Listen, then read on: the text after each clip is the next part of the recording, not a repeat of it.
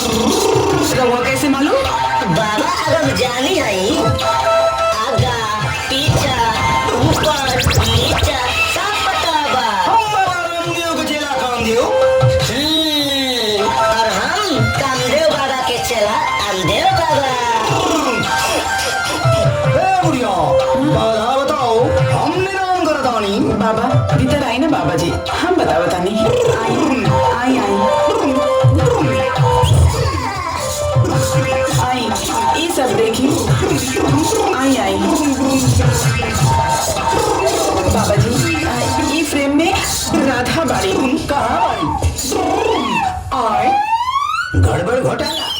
ये फ्रेम में तो ना राधा बाओ और ना बाधा बाओ। ना ना अरे तो सादा बा।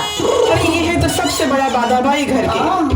बचपन से हमार बेटा कृष्ण का सपना रहे कि जौने दिन ओकर राधा मिली तबे ओकर फोटो एमे लगी। भाई ए भाई तो हर बिजुआ हिस्टीरिया रोग से ग्रस्त बा। पैसा कितना देबू? अरे पहले हमार बेटवा तो ठीक हो। 5 बीघा सोनी के लिख दे। ए माई अब तू देखा तुम्हारे बेटवा का ही रोग कैसे भागता। चला भाती।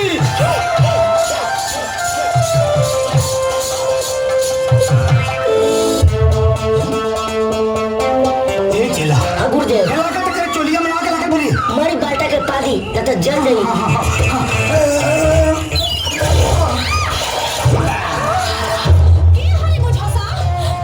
मम्मी के महारानी। अच्छा माघ में तोहरे के भगवान लागल बा। सबसे पहले तो भिखारी काल के खाली पर्स के पैसा दो, न तो तोहरे के मार दे। सुना बड़ा बढ़िया काम की व्यवस्था भइल बा। अगला पिछला हिसाब किताब सब बराबर। काम भइला के बाद 5 बीघा जमीन मिली, आधा आधा बांट ले जाई। अच्छा वैसे काम का बा? तोहरा के रानी से राधा बने के बाद एगो लड़का राधा के दीवाना बा। कहीं तारा पर दीवाना हो गई तो घर पर दोनों मिली। चोरी चकारी के धंधा बंद। बाकी वो ठीक बा। कहीं वो साधु निकल तो हमारा तो पूरा जवानी पानी बन के निकल जाई। कराते तोहार जवानी पानी कैसे बने भाई? ए मुंह संभाल के बात करना था। गलती हो गई। गलती हो गई। ठीक बा, लेकिन वो पटी कैसे? सिंपल पूरा झकी दीवाना बा। तू राधा बन के सड़क पर दौड़ी है, हमने तर बलात्कार करके दौड़ साले। सुनी तू कहिया कि किशन तोहरा राधा के इज्जत खतरा। अब अगर किशन के राधा से प्यार हुई तो हीरो बन के एंट्री मारी। चालत हम लोग खाए सन। प्यार प्यार पक्का। अच्छा तो देखा रानी से राधा के चलवा। ओह हाँ एक दिहल थारिया बलम गइल झारिया पहुँच लेकिन उठे जिया में लहरिया खेतवा जो चाहो किसनवा खेतवा जो। छोड़ोगे छोड़ो छोड़ोगे छोड़ोगे। जोताई के पैसा तू दे दू कि हम दे? ई जवानी की जमीन पर खाली किस्म की हल चली। काहे की जमीन हमार बात और गाँव की ना। अरे तो बुलाना अपने किसन के कसम चाकू के धार के जेकरी देही में जांगर होई ओही के हल जाई तारा जमीनी पर।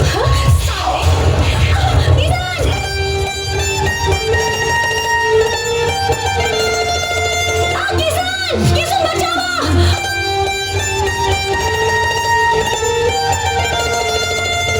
किसान को भी तुम्हारा लगा नहीं करता। बचाओ ना तो हो जाए। किसान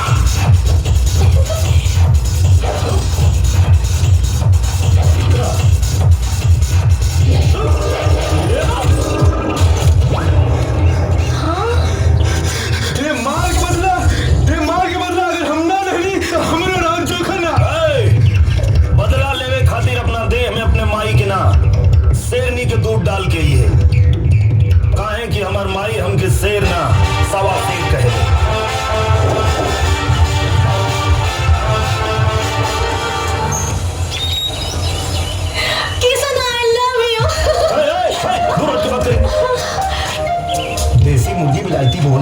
देखी ऐसे मत झटकी।